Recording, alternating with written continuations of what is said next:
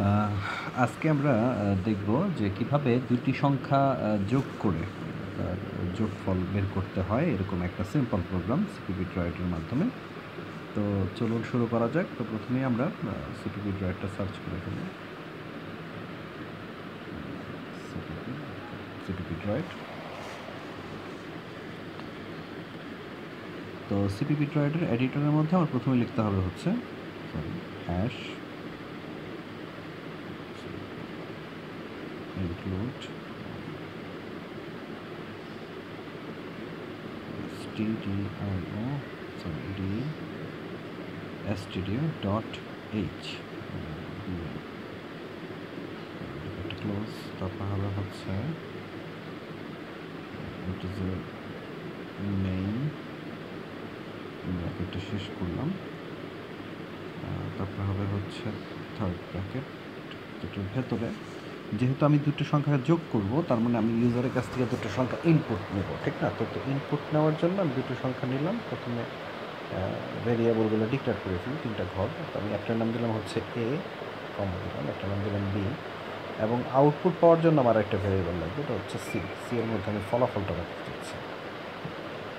তাহলে ইনপুট হচ্ছে এ এবং বি এর মধ্যে এবং আউটপুট পাওয়া যাবে হচ্ছে সি এর মধ্যে। তো স্ক্যান এফ করে ফেলি আমরা, একটু একটা প্রিন্ট করে সুন্দর করে করি আর কি। প্রিন্ট এফ দিয়ে একটা মেসেজ দিয়ে দিই। প্রথমে মেসেজটা হবে এরকম যে এন্টার 1 ফার্স্ট নাম্বার, ঠিক আছে? এরকম একটা মেসেজ আমরা দিয়ে দিলাম প্রথমে। এখানে এটা শেষ হয়ে গেল, সেকেন্ড ব্র্যাকেটটা শেষ হয়ে গেল, এবং সবার শেষে থাকলে হচ্ছে সেমিকোলনটা। আমি তো এখানে স্ক্যান এফটা দিয়ে দিলাম, এসসি স্ক্যান এফ করে প্রথম যে আমার ইয়েটা রয়েছে পার্সেন্টেজ ডি, এখানে হলো পার্সেন্টেজ ডি দিয়ে আমি ব্র্যাকেটটা শেষ করে দিলাম। একটা কমা হবে, একটা % হবে, এবং এখানে থাকবে হচ্ছে এর মানটা, এর মধ্যে এখানে মান ইনপুট হচ্ছে এর মধ্যে। তো এখানে দেখি কপি করা যায় কিনা, চাপ দিয়ে ধরে রাখলে, এখানে চাপ দিয়ে ধরে রাখলে হ্যাঁ কিছু জিনিস কপি করা যায়। তো আমি এখান থেকে নিলাম, বাকি অংশটা টান দিয়ে প্রিন্ট এফ, এই প্রিন্ট এফ পর্যন্ত হ্যাঁ এই জিনিসটা কপি করে ফেললাম। কপি করে আমি এই জায়গায় আবার পেস্ট করে দিলাম। সিম্পল, চাপ দিয়ে ধরে রাখলেই পেস্ট করার অপশন আসবে, পেস্ট করে দিলাম। তো এখানে ফার্স্টের জায়গায় করে দিলাম হচ্ছে সেকেন্ড, ঠিক আছে? ফার্স্ট তো ছিলই, এখন হচ্ছে টু,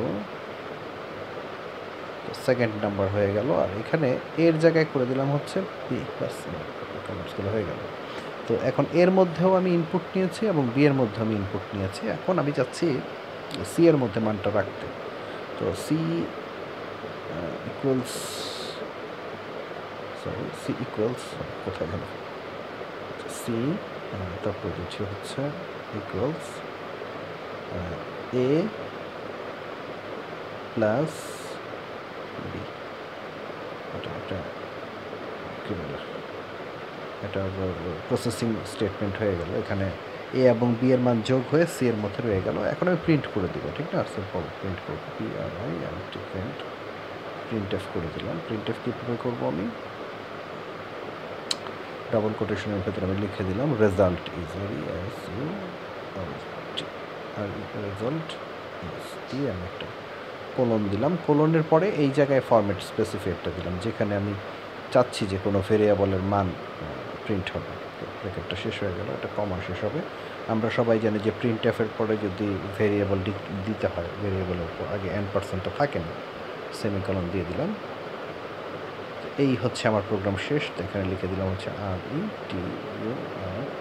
রিটার্ন 0। তো হয়ে গেল।